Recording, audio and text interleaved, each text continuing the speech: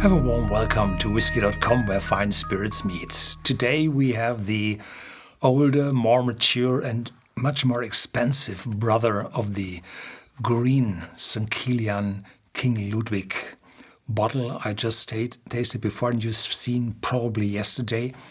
It's the Royal Bavarian Single Malt whiskey from an ex-Pauillac Bordeaux Premier Cru cask. It's a single cask and 315 bottles came out of that cask. It's unpeated, 57.8 ABV and costs at Whisky.com 999 euros. Unfortunately, it's not available for our US customers. Yeah, this box is covered in another box, card box to protect it. And then there is a banderole around it with royal ornaments on it, because King Ludwig, which is one of the predecessors from the Wittelsbach, the House of Wittelsbach, very old family in Bavaria, reigning for hundreds of years, and the youngest from the House of Wittelsbach, Prince Luitpold of Bavaria, von Bayern. He produced this whiskey in collaboration with the distillery St. Kilian, which is a Bavarian distillery, Franconia in particular. And the specialty of this whiskey is not only the maturation for 8 years in this ex-Pauillac Bordeaux Premier Cru cask, but the bottling in a porcelain decanter produced by the royal porcelain manufacturer Nymphenburg. This is, the state-owned or formerly state-owned? No, I think it's state-owned Nymphenburg porcelain manufacturer. And here you can see this wonderful white and light porcelain. And this box contains that bottle over here and 2 glasses, one of which I put here on the table as well, and a small book leaflet. But I was told there will be another thing in this placeholder in the final product. Yeah, porcelain, the manufacturing is made at the castle of Nymphenburg, which is in the east of Munich, the capital of Bavaria. And it was founded in 1747. And this is en par with the Meissen porcelain from Eastern Germany. So this is very old, very famous. And in particular, they are famous for their collectibles with very fine paintings, and everything is handmade.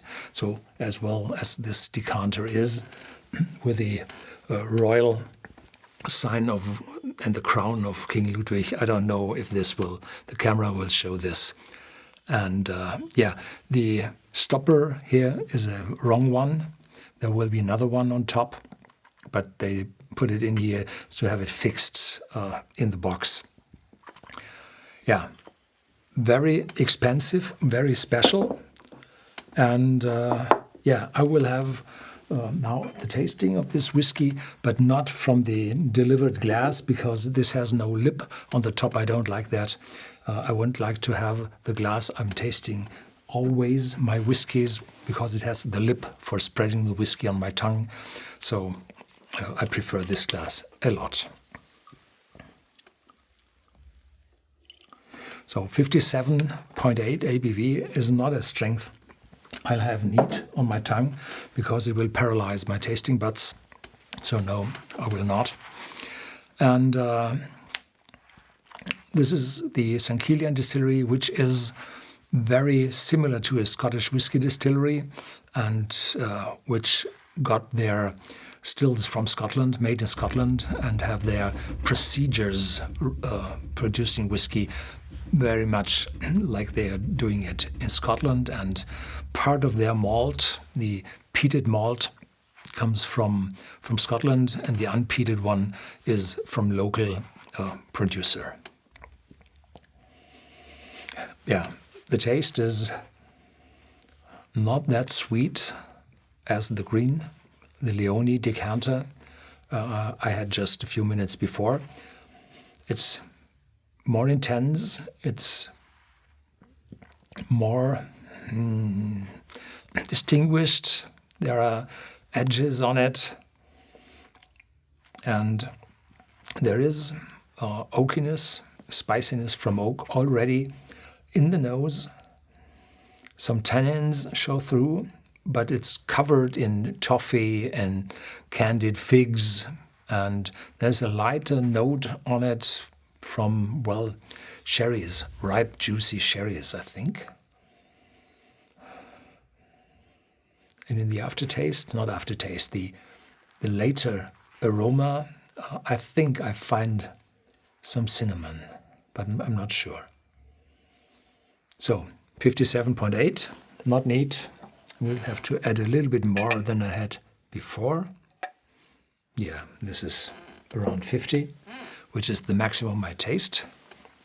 And there are marks on the glass. They are not mixing very well, alcohol and water. It takes quite the time.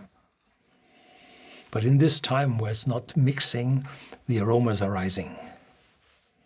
The whiskey loses its solution ability so that the aromas have to rise up. It's gentler, more gentle, more toffee. Yeah.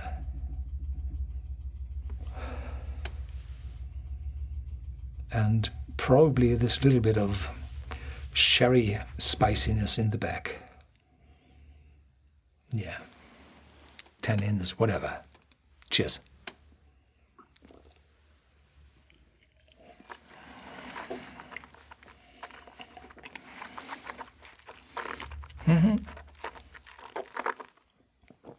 Juicy, sweet grapes, and combined with the spiciness of oak.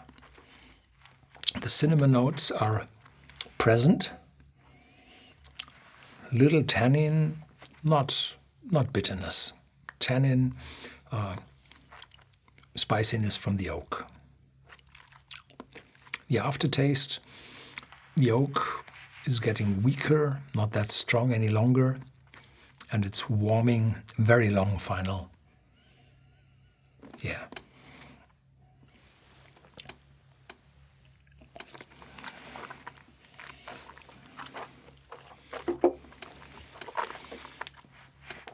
So this is it for today. A very mature whiskey for just 8 years of age.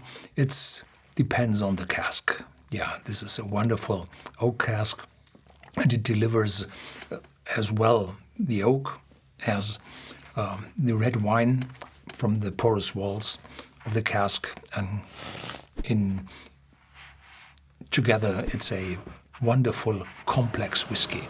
Unfortunately, just 315 bottles, and you have to be not too fast, but you should look to get one of those. That's it for today. Catch you next time.